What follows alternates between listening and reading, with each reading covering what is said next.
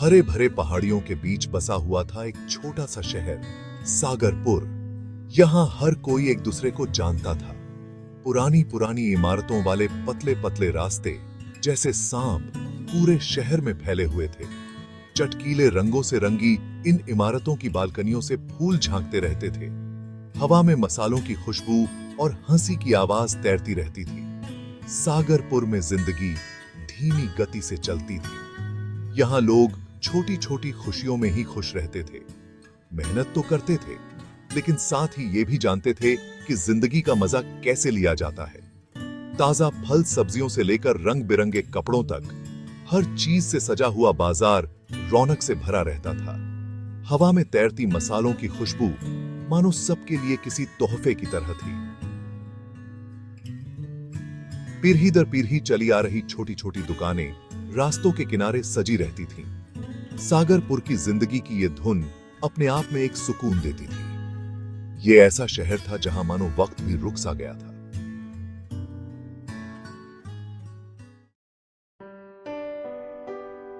सागरपुर के बीचों बीच एक पुरानी हवेली हुआ करती थी।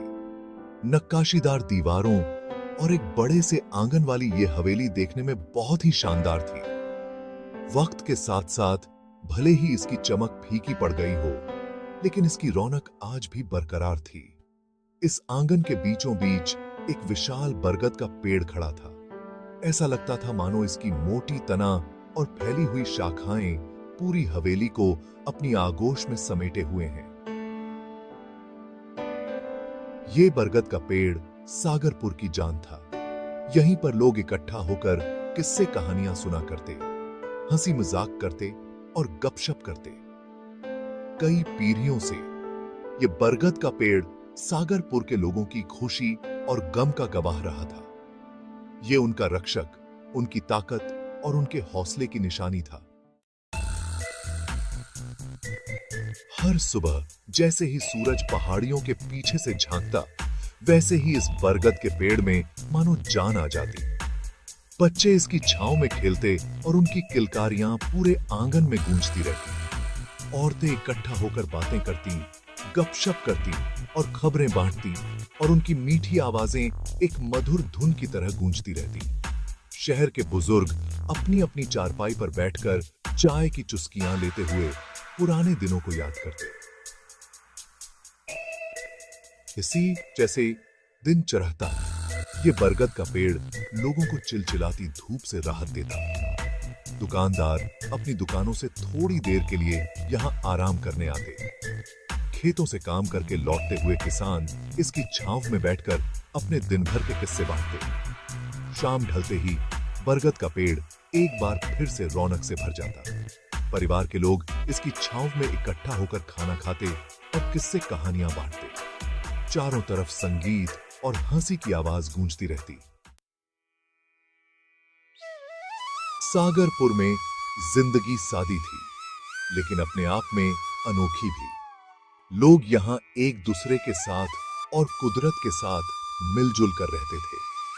सागरपुर में एक अलग ही एहसास था, अपनेपन का।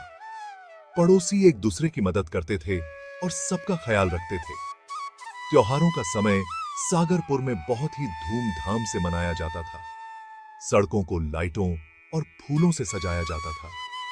लोग नाचते गाते और एक साथ मिलकर खाना खाते। बरगद के पेड़ को फूलों की मालाओं से सजाया जाता था और भगवान को भोग लगाया जाता था। सागरपुर एक ऐसा शहर था जहां परंपरा और आधुनिकता साथ साथ चलते थे। नई पीढ़ी भले ही नए विचारों को अपना रही थी, लेकिन वो अपने बुजुर्गों और उनके रीति रिवाजों का भी पूरा सम्मान करते थे। सागरपुर एकता की डोर से बंधा हुआ था। मुसीबत के समय पूरा शहर एक हो जाता था। जब भी किसी परिवार पर दुख आता, तो हर कोई उनके साथ खड़ा होता, और जब कोई खुशी मनाता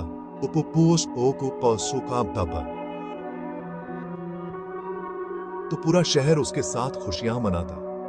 हर छोटे बड़े शहर की पहचान होती है उसकी चाय की दुकान, और सागरपुर में भी यह दुकान बहुत मायने रखती थी। यहां पर हर तबके के लोग आते थे। गर्मा गर्म चाय की चुस्कियों के साथ यहाँ लोग राजनीति से लेकर क्रिकेट तक हर मुद्दे पर बातें करते हैं। इस चाय की दुकान के मालिक थे रामू नाम के एक भले इंसान, जो मानो इस शहर के किस्सों की किताब थे। उन्होंने कई पीढ़ियों को आते जाते देखा था और उनके पास हर मौके के लिए एक नया किस्सा हुआ करता था। सागरपुर सिर्फ एक शहर नहीं था, बल्कि एक एहसास था, जीने का एक तरीका था। ये वो जगह थी जहां जिंदगी धीमी गति से चलती थी और जहां आज भी लोगों के पास एक दूसरे के लिए वक्त था। ये वो जगह थी जहां परंपराओं को महत्व दिया जाता था, लेकिन नए विचारों का भी स्वागत किया जाता था। सागरपुर की आत्मा यहां के लोगों में बसती थी। यहां के लोग बहुत ही प्यारे और मिलनसार थे और हमेशा मदद के लिए तैयार रहते थे। इन्हें अपनेपन का असली मतलब पता था। इन्हें अपने शहर और यहां की संस्कृति पर बहुत गर्व था। सागरपुर इस बात की याद दिलाता है कि आज की भागती दौड़ती जिंदगी में भी ऐसी जगहें आज भी मौजूद हैं, जहां जिंदगी आज भी बहुत ही सरल है और जहां लोग आज भी एक दूसरे के साथ और कुदरत के साथ मिलजुल कर रहते हैं।